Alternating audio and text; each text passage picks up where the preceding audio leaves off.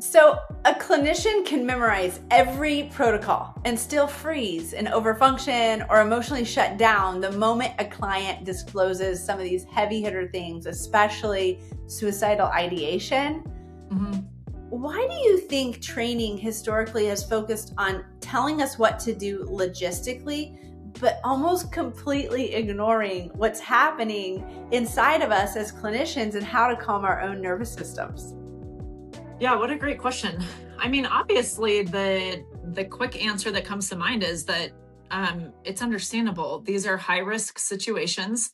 They're weighty. And so we really do need to know exactly what to do in those moments. We need to know the correct questions to ask, the right protocol to follow, ultimately, because we're trying to keep people safe, right? I would add to that, though, on top of keeping people safe, which is so important. Obviously, we never want a client to walk out of our office and have a question in the back of our mind, right? Are they completely safe? Am I going to see them next week? But obviously, there's liability on us as therapists as well. And so I think that that can linger in the back of people's minds, where we tend to move more towards just tell me exactly what to do and how to do it so I can get it right.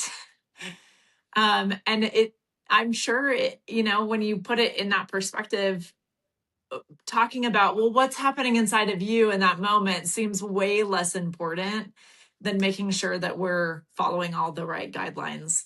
Would you add anything to that, Monica? Well, it's well said, first of all, but I agree. It's like we need the protocol. The protocol Mhm. is helpful. And I don't think anybody intends in our, educational environments to teach us not to regulate our nervous system and to only follow the protocol. But I think we as clinicians need to be wise in terms of understanding that that's a part of this. A part of this Yeah. is, and maybe the most important part, and I think that's what we're learning in our education research and application of the life model, that the most important thing is for me to stay grounded in my own nervous system so I can even hear the voice of God and stay connected in attachment to God and others when I'm thinking about these logistical responses that need to happen, because Yeah. wisdom is only going to come to me when I'm grounded. Yeah, Wisdom absolutely. is not going to come when I'm dysregulated, and I may follow all the protocols, but at what expense? Sure. So if somebody were skeptical about that, they're like, all I care about is the protocols and making sure that we're keeping people safe. I'm not liable for something. And they're hearing you say, no, no, no, you also need to tune into your nervous system. What would you say to a skeptic about that, about the reasons why that's most important? Well, it's probably dependent on who the skeptic is and what their worldview is and such. But Sure. I think the thought I have is just going back to 1 Corinthians 13, that whole scripture of what is love, right? Love is patient, love is kind. And if you don't have love, nothing you say even matters, right? You're a resounding gong, a clanging cymbal. And so to me, like when we follow the protocols and we're so scared and like, oh my goodness, I need to make sure I do this exactly right, Yeah. we're missing the person. Are we treating the person? Yeah. Are we treating the symptoms, That's right? right.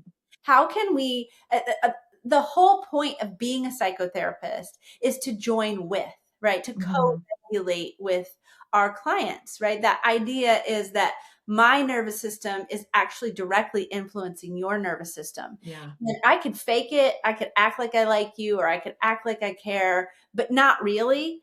Yeah. And what we're learning with right brain psychotherapy is that that's not going to change someone. You actually have to love. That's what's going to change. That's what's not just change behavior, but transform the other person, give them the ability to kind of live from a different lens. We don't want people to change because we've had this fear bond with them where we tell them what to do or we scare them into. That's not change. That's a fear bond. Yeah. Loved ones are what change people. So if it's true that my nervous system influences the influence of my client, Mhm. what is a dysregulated therapist actually transmitting to a client who's already in crisis? Right. So much. You're too much. You're scaring me. Right. Right. This. You feel like a really big responsibility right now. I need you to get better so I can feel better right now. You know what? It comes to mind is, when I've had therapists, I mean, clients come in and say, "Oh, I went to somebody and they didn't know what to do with me. They looked at me like I had three heads." And it also made me Yeah. think of a story I can tell where one of my best friends, she ended up going through some relaxation exercises when she was pregnant in order to have a more relaxing birth. And ended up, she relaxed herself right into a home birth. And when, when the first responder came, she said he stood in the corner of the room and was terrified. She's like, I was terrified. My husband had to end up delivering the baby because his first responder Oh, was so scared of the situation, was not ready for it or whatever. So it's like, yeah. what is the nervous system of the helper? What is our responsibility? Like, we may not know what to do. We all don't know what to do. Each situation is so complex. I mean, you tell me, anytime you've been in a situation with someone suicidal, homicidal, or an abuse situation that you might have to report, like, is there ever been one situation that's the same as the other? No, yeah, they're all vastly different. But yeah, but what happens in your nervous system is all a lot similar, right? There's a lot of fear coming up.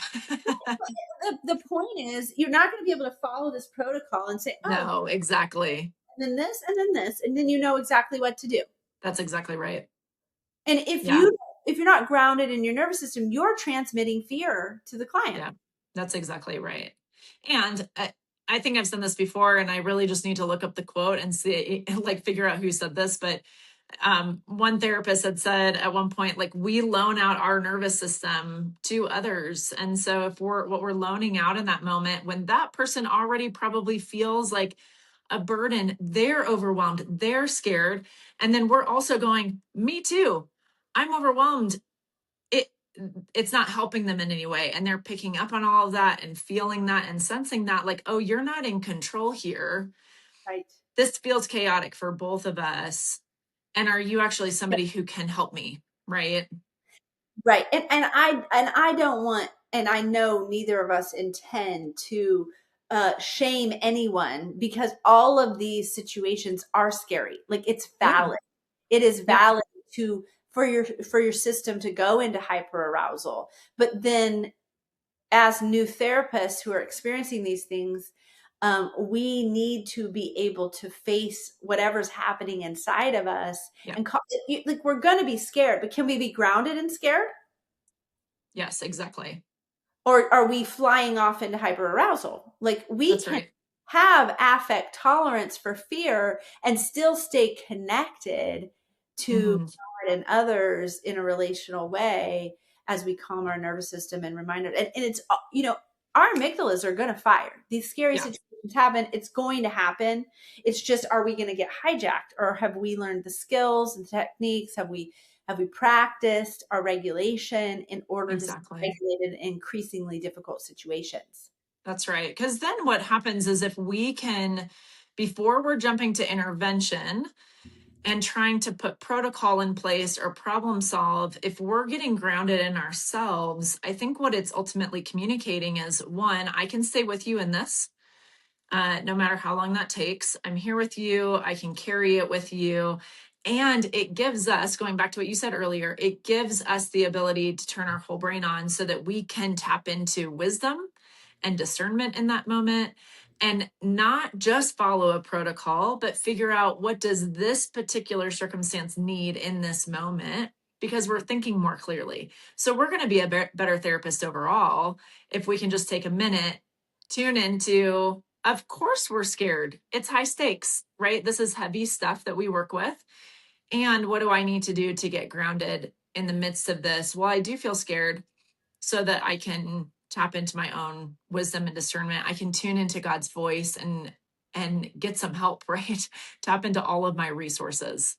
Tap into all the resources. And the life model would actually say that the therapist's own regulated presence is the first intervention. It's kind of like the oxygen Yeah, mask on the that's airplane right. concept. Before the technique, before the words, before the application of the protocol, we need to regulate our own nervous systems. And so how does that reorder the way that we learn in grad school, or Yeah, we, as a community, a therapeutic community, think about a crisis intervention? sure. I think part of it is, and a lot of the life model training that we do talks about this. Like, it starts with us first and really assessing, when we're going through training, well, how does this make you feel? Even thinking about it, in supervision. Hey, in that moment, before we go into what protocol did you follow? Did you do it correctly? Um, what happened in your body in that moment? What were you thinking and feeling? Um, right, we go into assessing what was our own process in that. What are things that we can do differently in the future to regulate and ground ourselves, and take a minute to breathe. But that would be my answer, is that that's the starting point. We have to have our own stabilization first and really assess, if I'm not getting stabilized in those moments, what is blocking me or what's coming in between that, so that we can grow. And then, yeah, put the protocol in place. Yes, so it's not throwing the protocol out the window. It's not overriding or saying we know better. It's more like, what's most important to be effective for the situation we are in. Right? We Yeah. have to look at the big picture, what's needed first, and that takes wisdom to discern in this moment. I need to calm myself so that I can help you. It's not selfish. It's selfless. Let me Mm-hmm. my nervous system. This is wise. And so when we as clinicians walk into scenarios with high stake conversations, carrying our own unprocessed stress, we have this responsibility to calm that down so that we can show up. Mm-hmm. And I think it takes practice. I think it takes commitment. I think it really takes our own journey. Like, if we're getting out of grad school, plopping ourselves in this chair as a therapist, but we're not doing our own work, we don't have our Yeah. own therapist, do we actually believe in the process? Right? Right. Do we Right. actually believe this is a process? Or why do we think that we're outside of that process? Right? Like, Yeah. we're all humans. We all need our journey. And so a lot of times, clients will come into my chair and they're like, what, how are you like, how can I get this growth where I'm not getting that? I haven't gotten this until I got to you. And I say, it's because I'm doing my own work. It's not Yeah. me. It's just because I'm committed to my own work, because frankly, I would be miserable without it. And I maybe most of us would, but that's what I'm thinking. Like, a good therapist has a therapist. Come on, guys, let's go deeper. And that's why we That's created right. them, right? Right, Alyssa? Like, this life model informed therapy is about how can I become my personal best so I can become professionally more effective? How can I live in joy and peace so that I can lead my clients into joy and peace? That's That's what right. it's all about. That's exactly right. You said it perfectly. Yeah, so it's so good to be with you again here today, Alyssa. And we're so thankful for everybody who listened in. We're so thankful for our audience and the community that we're sharing here. I'm Monica, and Alyssa here is my co-host on this podcast, The Place Therapists Grow. If you want to go deeper with the life model and the 30 core concepts that we present in this curriculum, we have a full series of trainings available at cftinstitute.com, and you can start exploring for free on our Learning Hub tab. So remember, healing spreads when counselors live in joy. We'll see you in the next episode.